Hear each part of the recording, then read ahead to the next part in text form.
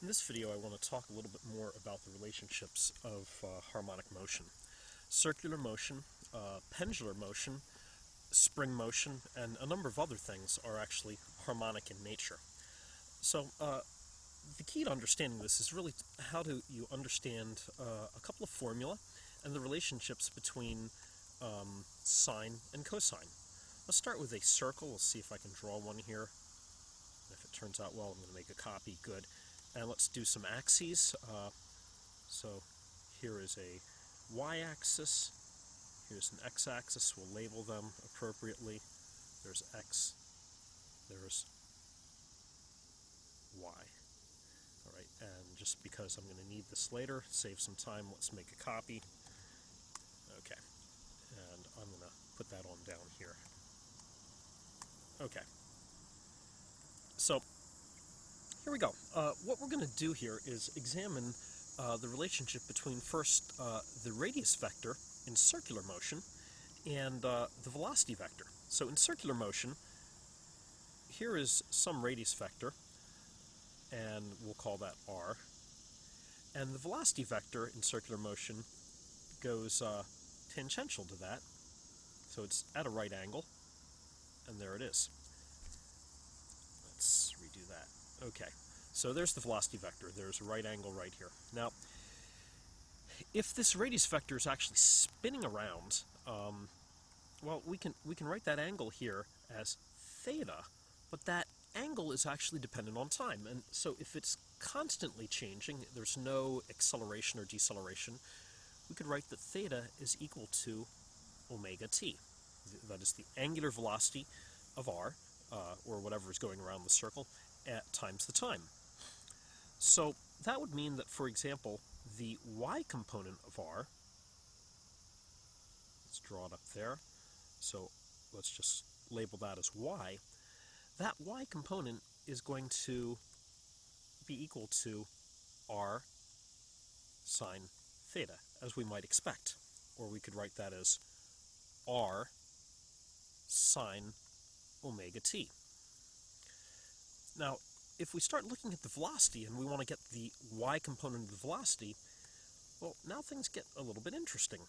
Because, all right, so here is the y component of the velocity that we would have. This angle right in here is theta.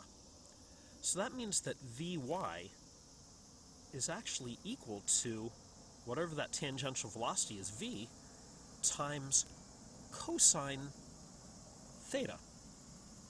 That's really interesting. So we'll write it one more way, times cosine omega t.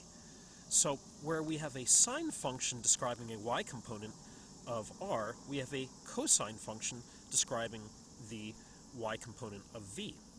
If we were to look at the x components, so going this way, the x, that's going negative, while the x component of r, and I will do a straight line here, or try to, the x component of r goes positive. So we would expect that there's this inverse or negative relationship there. So we could write that x is equal to r cosine theta. We've had that almost since the very beginning, or r cosine omega t.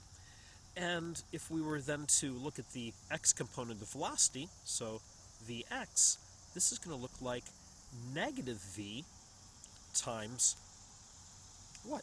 Times sine omega t. So there's this very interesting relationship that we have, where we have a cosine in our position, we have a sine in our velocity. So what else can we put there? Well, we also have a relationship, a simple formula, that our tangential velocity v is equal to r omega. What that means is that this is really the maximum velocity, and if it's circular motion with constant velocity, that means, or constant speed, I should say, that means that the magnitude here is unchanged. But when we look at the x component or the y component, that magnitude is modified by either a cosine omega t or a sine omega t. So the velocity, the x velocity as a function of time, is going to look like negative, well, excuse me, not negative v, let's be specific, negative r omega sine omega t. And the y component is equal to positive r omega cosine omega t.